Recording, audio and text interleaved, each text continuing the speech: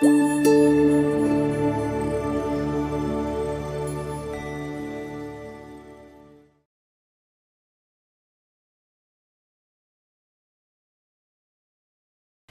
to install an Undersink kit with your ionizer.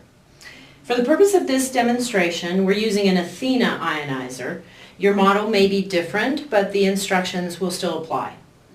The Undersink kit comes with the faucet with the hoses attached, the T-valve adapter or angle stop adapter, the top spout adapter,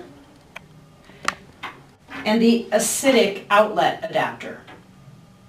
If your Undersink kit is for a Vesta, your top spout adapter and your acidic adapter may look different, like these. The first step is to install your faucet.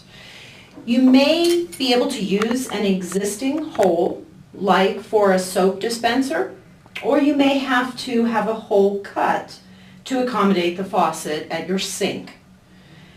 Once you have the hole ready, you will remove the nut and the large washer, then pass the hoses through the hole, seat the faucet at the counter with the trim ring and gasket on the top.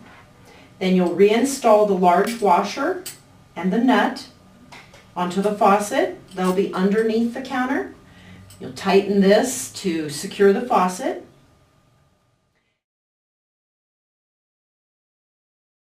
The next step is to install the T-valve adapter into the cold water line.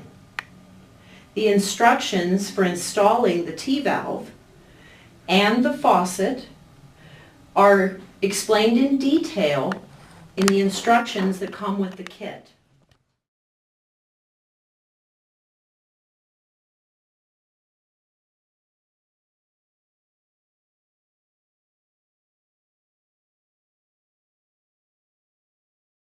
Once they're installed, the next step is to install the adapter fittings on the ionizer. The top spout adapter may need Teflon tape. You can wrap some Teflon tape clockwise around the threads, then install the adapter to the top spout of the machine by screwing the adapter into the top spout. Do this by hand instead of with a wrench, so as to not over-tighten the top spout adapter and damage the top spout.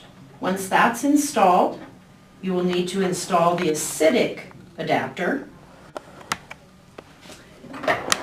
This is on the bottom of the ionizer at the acidic outlet.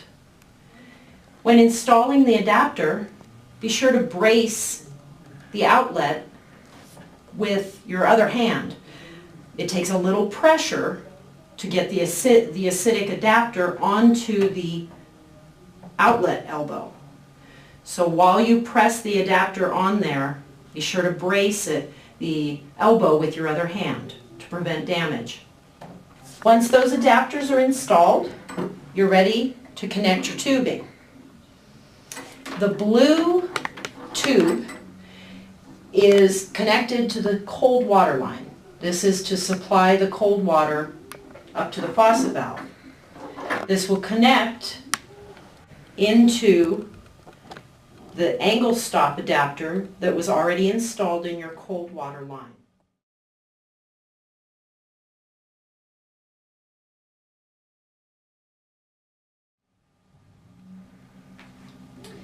This valve will be off, in the off position, or should be in the off position like this, when you are doing the installation. In case you need to disconnect any of these tubes, remember you will need to press the collet or ring that's around the opening while you pull the tube out. Press the collet in with one hand while pulling the tubing out with the other. And when installing the tubing, make sure to insert the tube all the way into the fitting. Then give it a little tug to make sure it's secure. The green hose is the hose that brings the water from the faucet to your ionizer. This attaches to the tap inlet connector on your ionizer,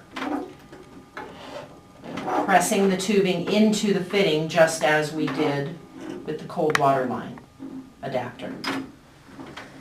The red tube is the acidic line that brings the acidic water from your ionizer up to the faucet spout. This attaches to the adapter that we already installed at the acidic outlet on the ionizer.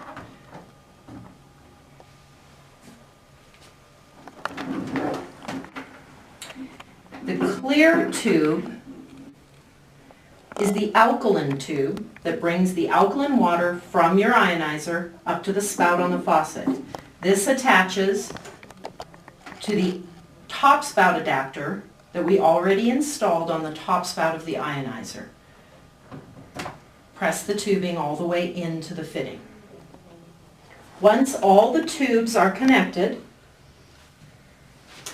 you will then make sure to turn on your ionizer using the power switch on the back of the ionizer. Then make sure to turn the valve on the front counterclockwise to the fully open position. Next, you will want to open the valve at the cold water connection under the sink. Again, this is the off position. Turning the valve like this will open the valve, allowing water to flow up to the faucet. Turn this valve to the open position.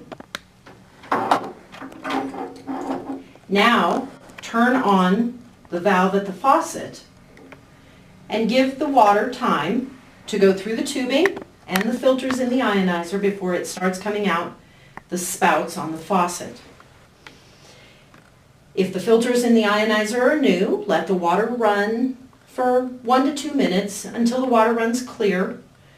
If the filters are not new, you would still want to let the water run for a minute just to rinse out the inside of the faucet.